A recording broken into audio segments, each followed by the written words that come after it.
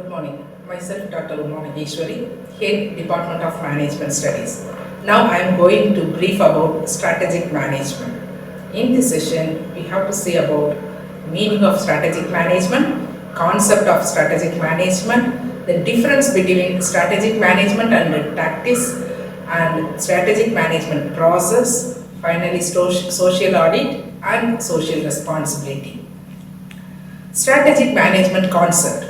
Strategic management is all about identification and description of the strategies that managers can carry so as to achieve better performance and a competitive advantage for their organization.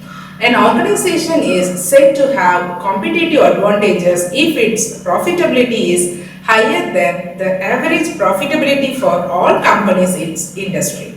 Strategic management can also be defined as a bundle of decisions and acts which a manager undertakes and which decides the results of the firm's performance. The manager must have a thorough knowledge and analysis of the general and competitive organizational environment so as to take a right decision. Strategic management is nothing but planning for both predictable as well as unfeasible contingencies. It is appreciable to both small as well as large organizations, as even the smallest organization face competitions, and by formulating and implementing appropriate strategies they can attain sustainable competitive advantage. Difference between strategy and tactics. A solid strategy reflects the core values of the organization.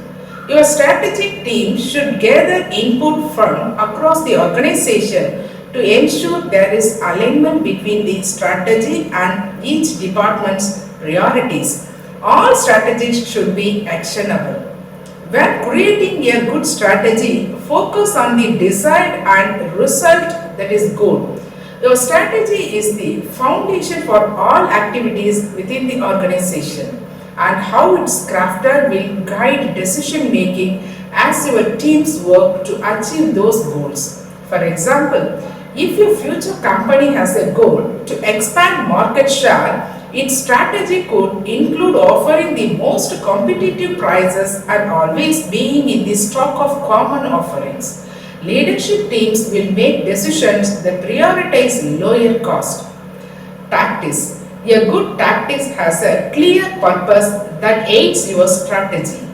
It has a finite timeline during which specific activities will be completed and their impact measured.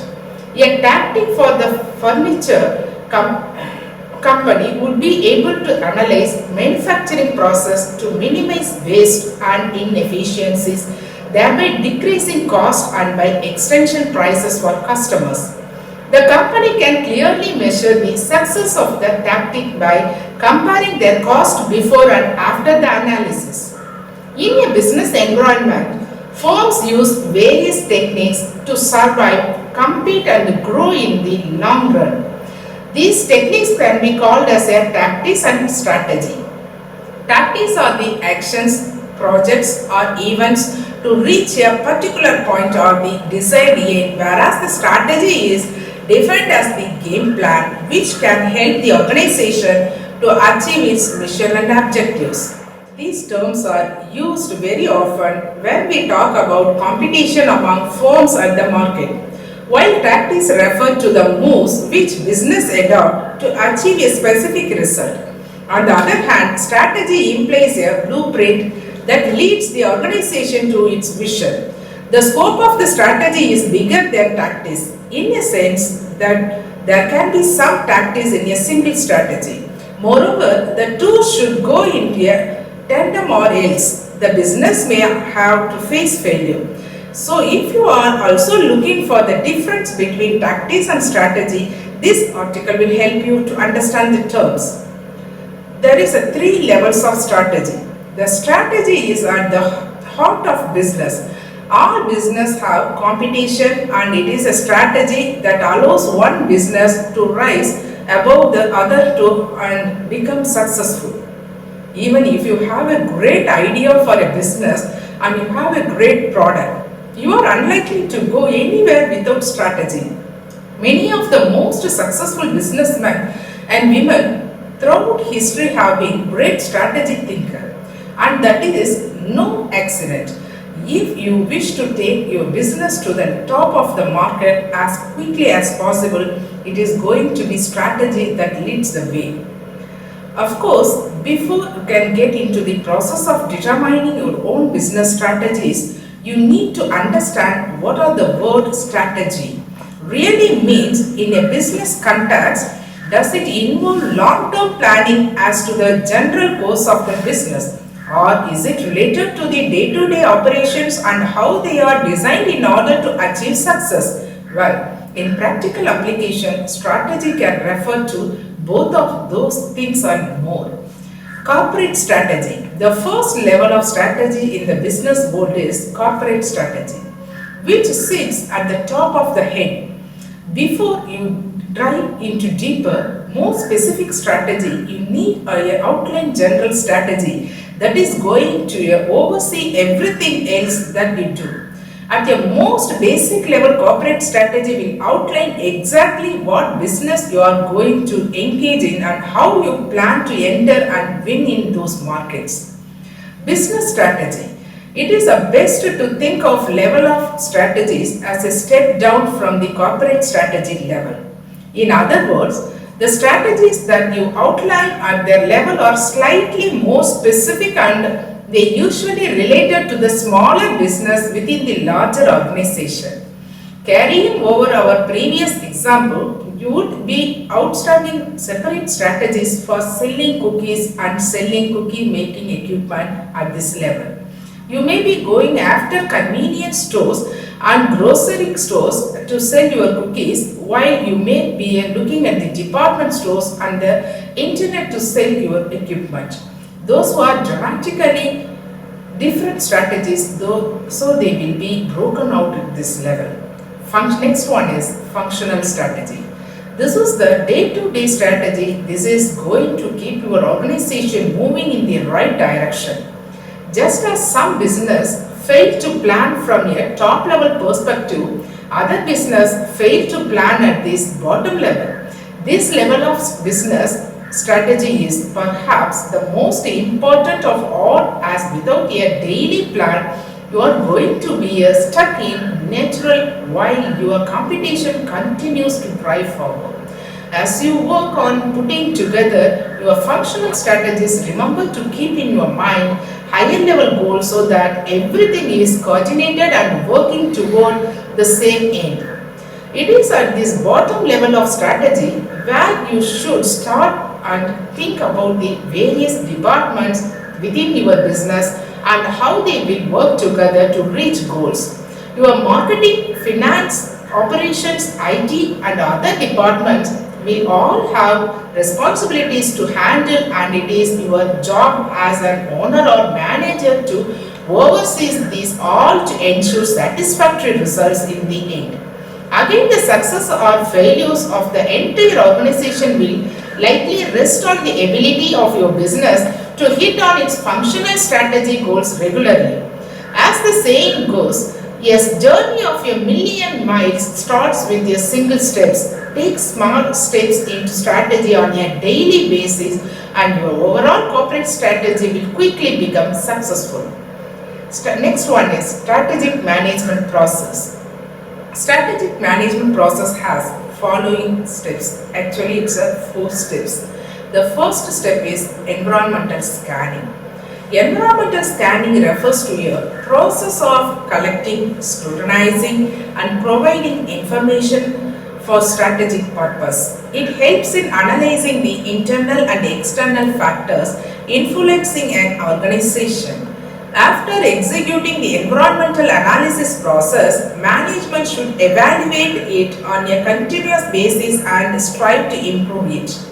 Strategic formulation, that is the second step of strategic management process. Strategic formulation is the process of deciding best course of action for accomplishing organizational objectives and hence achieving organizational purpose. After conducting environment scanning, Managers formulate corporate, business, and functional strategies. The third step is strategy implementation. Strategy implementation implies making the strategy work as intended or putting the organization chosen strategy into action. Strategic implementation includes designing the organization structure, distributing resources, developing decision-making process, and managing human resources. Strategic evaluation is the final step of strategic management process. In this step, strategic evaluation is the final step. That is, the key strategy evaluation activities are appraising internal and external factors that are the root of present strategies, measuring performance, and taking remedial and corrective action. Evaluation makes sure that the organizational strategy as well as its implementation meets the organizational objectives. The next one is the benefits of strategic management process. The first benefit is it allows organizations to be proactive rather than reactive. A strategic plan allows organizations to foresee their future and to prepare accordingly. Through strategic planning, companies can anticipate certain unfavorable scenarios before they happen and take necessary precautions to avoid them. With a strong strategic plan, organizations can be proactive rather than merely reacting to situations as they arise. Being proactive allows organizations to keep up with the ever-changing trends in the market and always stay one step ahead of the competition. The second step is set up a sense of direction. A strategic plan helps to define the direction in which an organization must travel and aids in establishing realistic objectives and goals that they are in line with the vision and mission charted out for it. A strategic plan offers a much needed foundation from which an organization can grow, evaluate its success, compensate its employees, and establish boundaries for efficient decision making. Next is it increases operational efficiency. A strategic plan provides management the roadmap to align the organization functional activities to achieve set goals. It guides management discussions and decision making in determining resources and budget requirements to accomplish set objectives, thus increasing operational efficiency. The next one is it helps to increase market share and profitability. Through a dedicated strategic plan, organizations can get valuable insights on market trends, consumer segments, as well as product and service offering which may affect their success. An approach that target and strategies to turn all sales and marketing efforts into the best possible outcomes can help to increase profitable and market share. The next benefit is it can make a business more durable. Business is a continuous concept. A business may be booming one year and in depth the next. With constantly changing industries and world markets, organizations that lack a strong foundations, focus and foresight will have trouble riding the next wave. According to reports, one of the every three companies that are leaders in the industry might not be there in the next 5 years, but that odds are in favor of those that have a strong strategic plan. Next one is total quality management and strategic management. Total quality management can be summarized as a management system for a customer-focused organization that involves all employees in continual improvement. It uses strategy, data, and effective communications to integrate the quality, discipline into the culture and activities of the organization. Many of these concepts are present in modern quantity management system. The successor to TQM, here are the 8 principles of TQM management. Total quality management is defined as the customer-oriented process and aims for continuous improvement of business operations. It ensures that all allied works, particularly work of employees, are toward with common goals of improving product quality or service quality, as well as enhancing the production process or process of rendering of services. However, the emphasis is put on fact-based decision making with the use of performance metrics to monitor progress. Next one is benefits of TQM. The benefits arising from the implementation of a total quality management in an organization are: this will increase the awareness of quality culture within the organization. A special emphasis on teamwork will be achieved.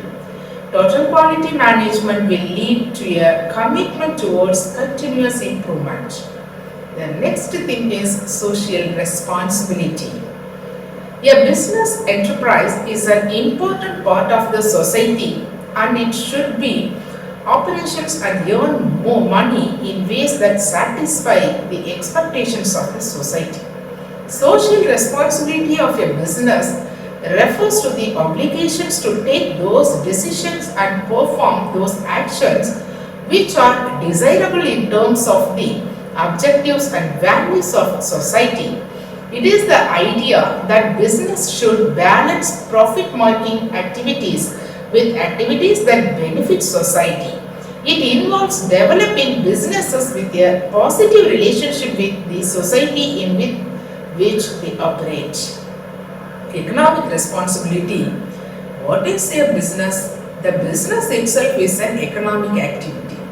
Its main function is to earn profits. To earn profit means to understand the needs and demands of the consumers, whether it be regarding the quality of the product or its price.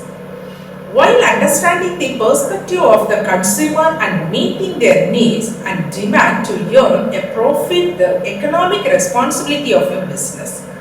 When a business earns a profit, it also means that the employees earn the profit in terms of incentives.